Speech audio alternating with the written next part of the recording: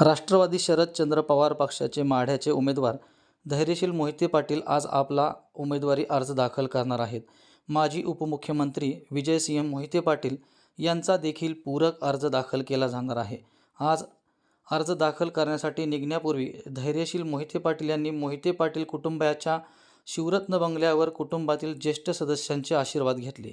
यावेळी बोलताना धैर्यशील मोहिते पाटील म्हणाले की विरोधक आज शक्ती प्रदर्शन करत असतील, मात्र आमची शक्ती प्रदर्शन 4 जून रोजी मतदानातून दिसणार आहे. मतदारांच्या शुभेच्छा आशीर्वादामुळे माढ्यातून आपला विजय निश्चित असल्याचा दावा यावेळी धैर्यशील मोहिते पाटील यांनी केला आहे.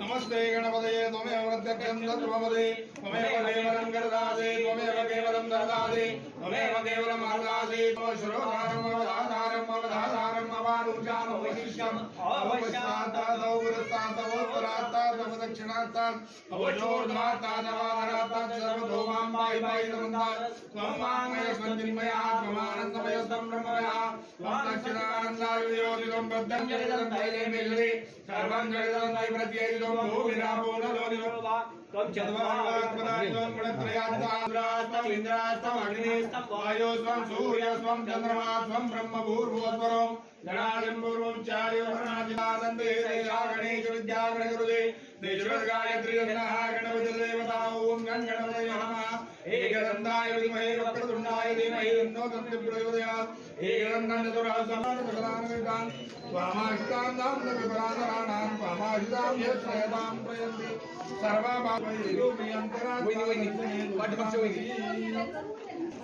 दिवसांपूर्वी तुमच्या प्रवेशाध्यक्षांनी या ठिकाणी उमेदवारी जाहीर केली. आज तुम्ही दादांचे आशीर्वाद सुद्धा घेतलेले आहेत. विजयाची खात्री आहे. जनतेच्या विश्वासावर मला 100% खात्री आहे विजयाची. आणि आज मी आमच्या मूळ घराचं देवतेचे आशीर्वाद घेतलेले आहेत. घरातील सर्व वडीलधारी मंडळींच्या आशीर्वाद घेतलेले आहेत. सर्व कुटुंबियाच्या शुभेच्छा घेतलेल्या आहेत. आणि जनतेच्या शुभेच्छा घेऊन आज मी उमेदवारी अर्ज भरायला चाललेला आहे. कोण कोण असणार आहेत ज्येष्ठ नेते किंवा जिल्ह्यातले नेते सोलापूर आपल्यासोबत उमेदवारी अर्ज दाखल करण्यासाठी? शरद पवार येणार म्हणून समजलं होतं. नाही, पवार साहेब नाहीत येणार. आज आम्ही भरायला छोट्या प्रमाणावर चाललेलं आहे, कारण का कलेक्टर आणि निवडणूक निर्णय अधिकाऱ्यांनी फक्त 10 लोकांना परवानगी दिलेली आहे. आणि तेवढीच लोक आज जाणार आहे. आणि आम्ही उमेदवारासहित 10 जण आहेत, तेवढेच जाणार आहे आणि भरणार आहे. आणि मतदारसंघातले जे प्रमुख लोक आहेत आम्हाला समर्थन करत आहेत, त्यातलं संख्येचं रिस्ट्रिक्शन आचारसंहितेचं असल्यामुळे ठराविक लोक जात जाऊन हे करणार आहे. विरोधकांचं मोठं शक्ती प्रदर्शन त्या ठिकाणी होतं असं सांगितलं. नाही, आम्ही शक्ती प्रदर्शन वगैरे काय करणार नाही.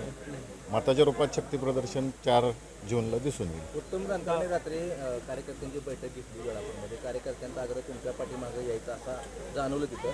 19 तारखेला निर्णय त्यांचा काय अपेक्षित आहे आपल्याला? काल मी रात्री ऐकलं, अजून सविस्तर मी त्यात गेलो नाही. बघून मी सांगतो आपल्याला. दादांचा पण अर्ज भरणार आहे. मी आणि विजयसिंह मोहिते पाटील साहेबांचा दादांचाही अर्ज भरला जाणार आहे.